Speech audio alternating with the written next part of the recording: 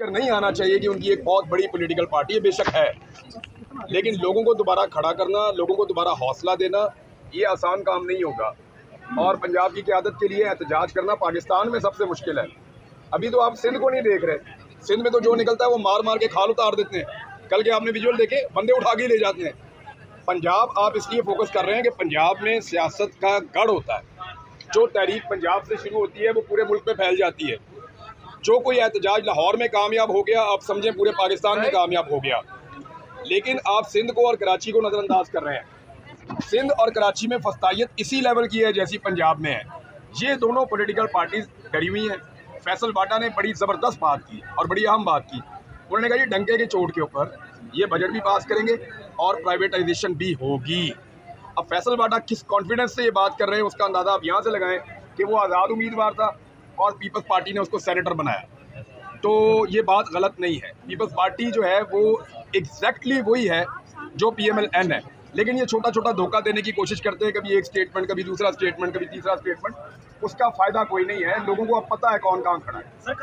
Al-Qadir case को क्या देख रहे हैं? लोगों ने बड़ा मुत्तफिक हुए आपसे, डॉक्यूमेंट्स पढ़ रहा था, लेकिन बाद में शहरियार अफरीदी साहब ने आपसे रब्ता किया, आपने ट्वीट भी किया था। क्या आप कायल हो गए उनकी मजबूरी से?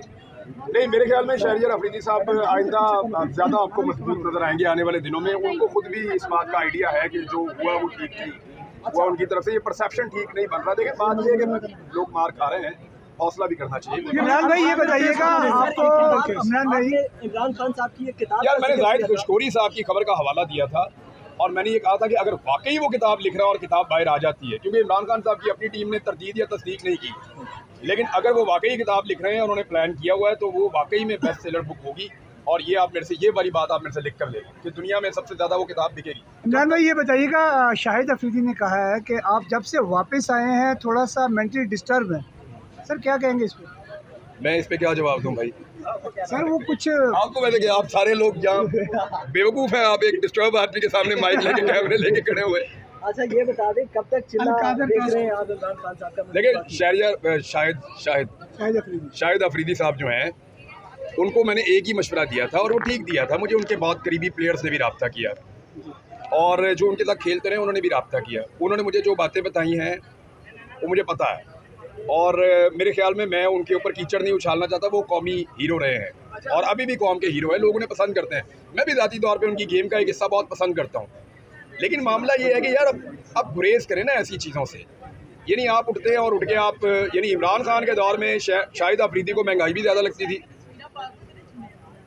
बस 2 मिनट हम बात कर रहे थे जी बहन, मैं यहीं पे हूँ, मैं नहीं जा रहा कि हम बात करें।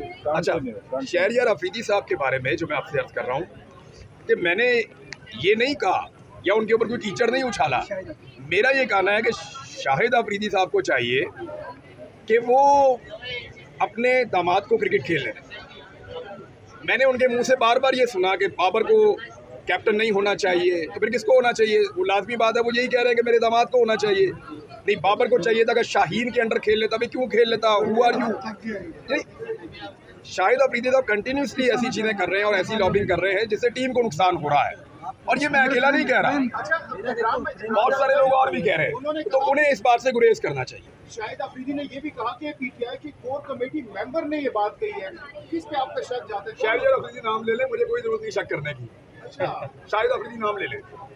शाहिद क्योंकि इमरान नियाज साहब को इस वजह से बाहर जाने की इजाजत नहीं दी जा रही थी। वैसे मैं शाहिद अफरीदी को इतना बुज़दिल आदमी नहीं समझता था। ये तो बेशर्मी और ढिठाई है कि वो ये नहीं बता रहा कि मुझे कौन उठाकर दे गया। वो ये नहीं बता रहा कि किसने शाहिद अफरीदी शाहिद क्या है उसको उठा के ले गया। शाहिद अफरीदी ये नहीं बता रहा कि मुझे कौन उठाकर ले गया। ये मुजम्मत नहीं कर रहा कि एक आदमी को तुमने गैर कानूनी तौर पे उठाया और उठा के टॉर्चर किया। ये मुजम्मत नहीं कर रहा कि उस आदमी की तुमने 142 दिन में हालत क्या कर दी।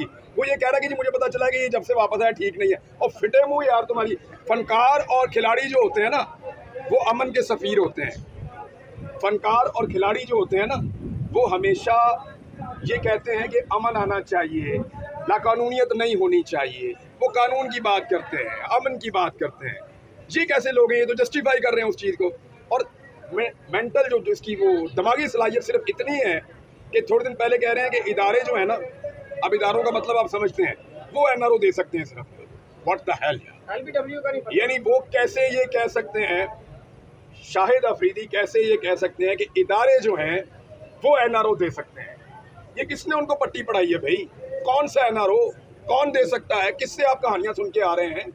मेरे ख्याल में उन्हें चाहिए कि वो गुरेज करें इन चीज़ों। देखें, जिस वक्त शाहिद अफरीदी मेरे पे ये ब्लेम कर रहा था ना, ये वाला कि मैं को मेंटली डिस्टर्ब हूँ, किसी ने उसको कहा है, उस वक्त मैं उसको वो गज़ा वाले मामले में उसको मैं डिफेंड कर रहा था। जो बात ठीक है वो ठीक है, जो गलत है वो गलत है। अगर तो सियासत करनी है शाहिद अफरीदी ने तो वो खुलकर करे ना। ये क्या तरीका, इमरान भाई फिर पीठ में छुड़ा, इमरान भाई फिर पीठ में छुड़ा। यानी आपने नहीं सुना कि बैड गवर्नेंस पे इमरान खान के खिलाफ बोले वो, आपने नहीं सुना कि महंगाई पे इमरान खान के खिलाफ बोले वो। हर जगह हर चीज़ पे उन्होंने प्लस्तर तक का मजाक उड़ाया इमरान खान के, आप सबने सुना है। लेकिन अब ये जो हुकूमत है, इन्होंने 3-4 गुना महंगाई की है। क्या अब शाहिद अफरीदी को महंगाई नजर नहीं आ रही?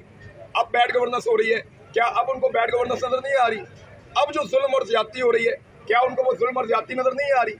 देखें, हमारे साथ मुनाफकत ना करें, ये 21वीं सदी के लोग हैं, ये सोशल मीडिया के ऊपर हर चीज़ से बाखबर हैं और इन्हें आइडिया है कि कौन क्या कर रहा है। ये नहीं हो सकता कि आप एक आदमी के बारे में मौक़िफ़ अपना ये वाला रखें और दूसरे आदमी के बारे में मौक़िफ़ अपना बिल्कुल मुख्तलिफ रखें और फिर आप ये साबित करने की कोशिश भी करें कि आप न्यूट्रल हैं। ऐसा नहीं है। आपने बाकायदा एक साइड ली हुई है, खुलकर आए, खुलकर जिए। आपको जीने का मज़ा है। यानी मैंने आज तक जो कहा वो खुलकर कहा ना, इसकी सज़ा भी भुगती है लेकिन इसका मज़ा भी लिया। इमरान भाई, शाहिद अफरीदी साहब को भी खुलकर करना चाहिए। शाहिद अफरीदी ने ये भी कहा है कि 10 साल हुकूमत करने दें, जो भी पार्टी है खुदारा उसको 10 साल हुकूमत करने दें, फिर रिजल्ट मांगे। ये बात इमरान खान के दौरे हुकूमत में क्यों नहीं कही? अब वो चाहते हैं कि जो फॉर्म 47 के ऊपर आकर लोग बैठ गए हैं उनको 10 साल हुकूमत करने दी जाए। यानी ये क्या मुनाफकत है यार? जब इमरान खान की हुकूमत थी तो आप उसको गिराना चाह रहे थे, आप बार बार स्टेटमेंट उसके खिलाफ दे रहे थे, उस वक्त आपको स्टेबिलिटी नहीं चाहिए थी।